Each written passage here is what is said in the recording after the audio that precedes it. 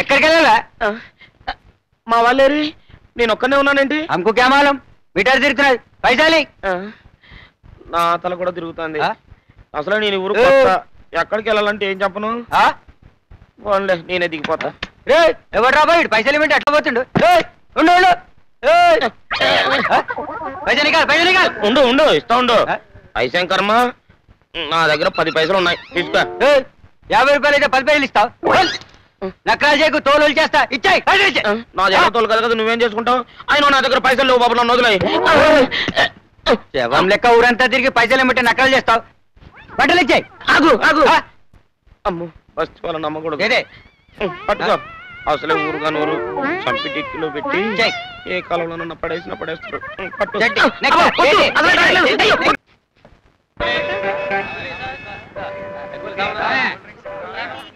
ఇదిగో సుందరమ్మ, ఈ 2 రూపాయల నుంచి మిగతా 3 రూపాయలు తర్వాత ఇస్తా. దొంగ సచ్చినోడా, ఇది వరకే 2 రూపాయలు బాకీ, మొత్తం 5 రూపాయలు ఇచ్చి కదులు. ఇచ్చి పెట్టావు కదా. ఇదిగో సుందరమ్మక్క మంచి ఉల్లి. అమ్ము డబ్బు లేకుండా దోశలు అడిగితే వాతలు పెట్టి మనిషిలా కనపడుతుంది. ఇదిగో సుందరమ్మ ఒక దోశ. బావా మోర్పూలు ఎట్టుకెళ్ళు. ఇప్పుడు ఎందుకే రాత్రికి? అలాగేలే. ఇదిగో. అవును ఇందులో కారపొడి నెయ్యేదా? నీ మౌనికి కారపొడి నెయ్యి ఒకటే తక్కువ. ఏమిటి గొడవ? ఏమంటున్నాడు? ఆకలితో ఉన్నాడంట, అట్టు పెట్టమంటున్నాడు.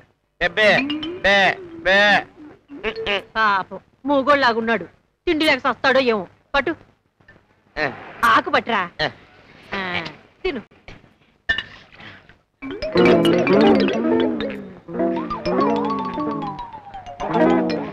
ఒరే మూగడా, ఆకలి తీరిందా?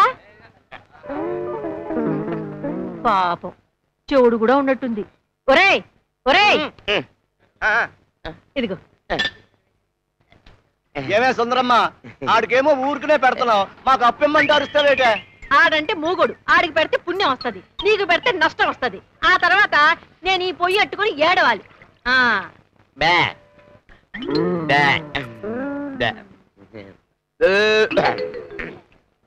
పాపం.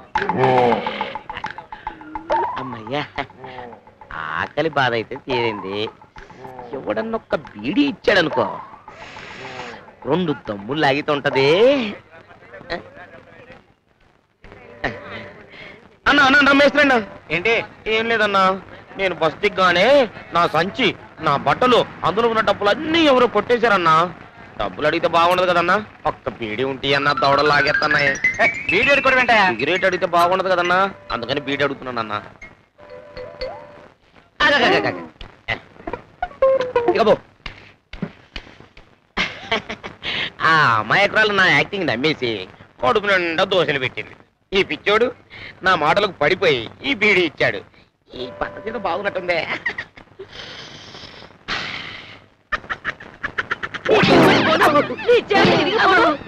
నన్ను మోసం చేసి నా దగ్గర తేరగా దోశలు తింటావట్రా? ఆకలేసింది. ఆకలేసిందా? నాకు నేను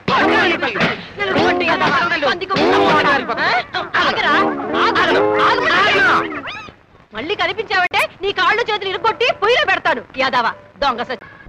పాత గుడ్డలకి స్టీల్ సామాన్లు ఇస్తాం. పాత గుడ్డలకి స్టీల్ సామాన్లు ఇస్తాం.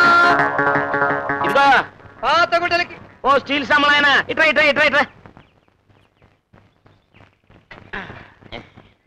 ఏం కావాలి బాబు? అది కాదు, నువ్వు పాత బట్టలు తీసుకుని స్టీల్ సామాన్లు ఇస్తావు కదా. అదే కదండి అయ్యా, పొద్దుకు నుంచి గేదెలా అరుస్తున్నాను. ఏం లేదు, నేను వారం రోజుల నుంచి ఇట్లా తిరుగుతుంటే జనం నన్ను చూసి దడుచుకుంటున్నారు. నీ దగ్గర పాత బట్టల నుంచి ఏదైనా మంచి సిల్క్ సక్కుంటే తీసేవా? డబ్బులు ఇస్తావా? అది తీసుకుని సౌకర్యానికి దగ్గర పొద్దున ఎవడ మొక్కలు చూసానా గానీ పాత గుడ్డలకి స్టీల్ సామాన్లు. ఇది ఇచ్చి ఏ బట్టనీళ్ళు అడుక్కుంటాను. ఎప్పుడ టిఫిన్ వెళ్ళిపోద్ది. రేపు కాల్ షీట్ ఎన్ని గంటలకు? 9 గంటలకి. నువ్వు ఒక 8:30కి వచ్చావు అనుకో, 11 o'clock పంపించేస్తా. 10 గంటల కింద వచ్చేస్తారా? Very sincere. Hello Brahmam garu, ఇప్పుడే ప్యాకప్ అయింది, బయలుదేరబోతున్నా. బాబు సినిమాలో మన క్యారెక్టర్ గుర్తుంది కదా? ఒకసారి క్యారెక్టర్ చెప్తే చచ్చేంత వరకు మర్చిపోనండి. నాది అమెరికా తండ్రి పాత్ర. ఏమై కరెక్ట్? అబ్బా ఏమి జ్ఞాపక శక్తి. అందుకెంత గొప్ప యాక్టర్ అయ్యావు.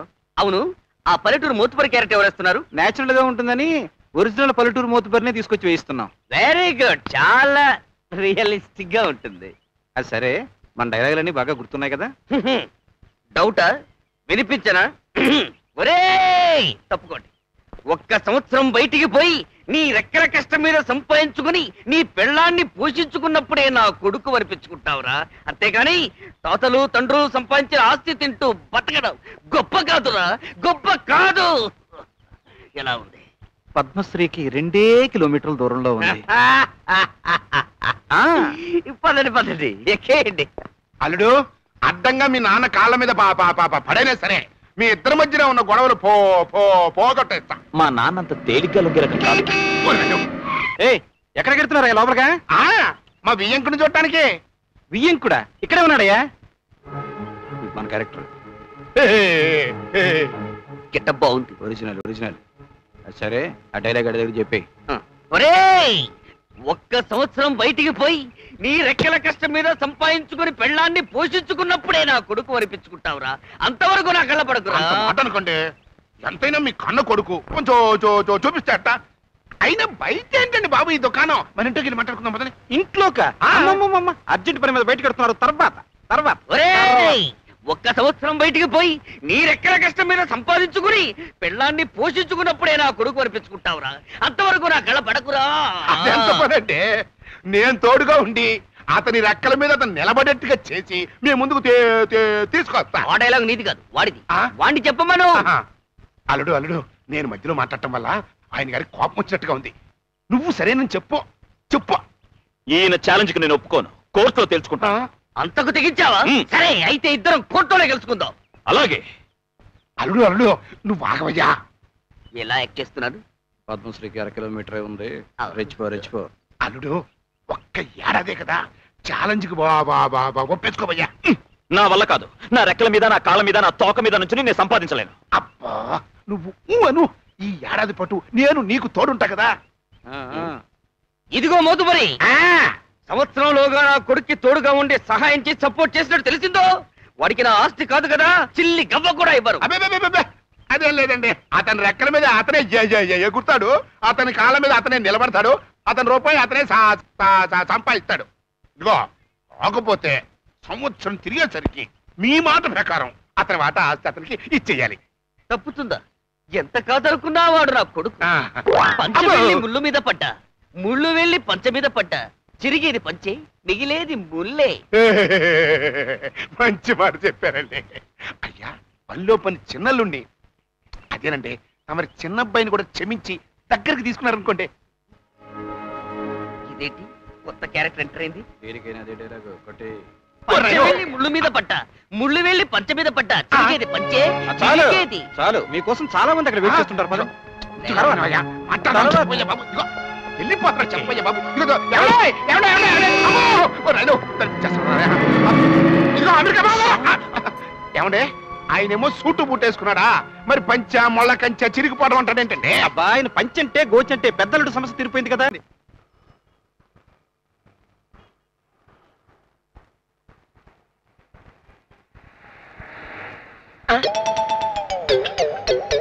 రానమ్మా! అయితే రానమ్మ గారు ఇక్కడ ఇల్లు తీసుకుని ఉంటున్నారా? రానమ్మా, ఇల్లు దొరికేసింది. రానమ్మా, రానమ్మా, రానమ్మా, రానమ్మా, రా. ఇల్లు బెమ్మండం. ఓహో, అన్నం తిని వారం రోజులైంది. వంటగది ఎక్కడుందో?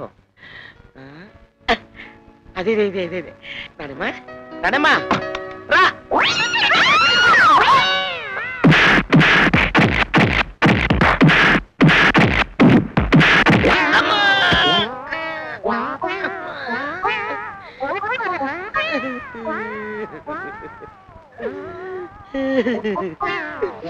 ఆడమ్మలాగా ఉందని లోపలికి వెళ్తే పంది పిల్లను ఉతికినట్టు పొరలిచ్చి కొట్టారు ముక్కు.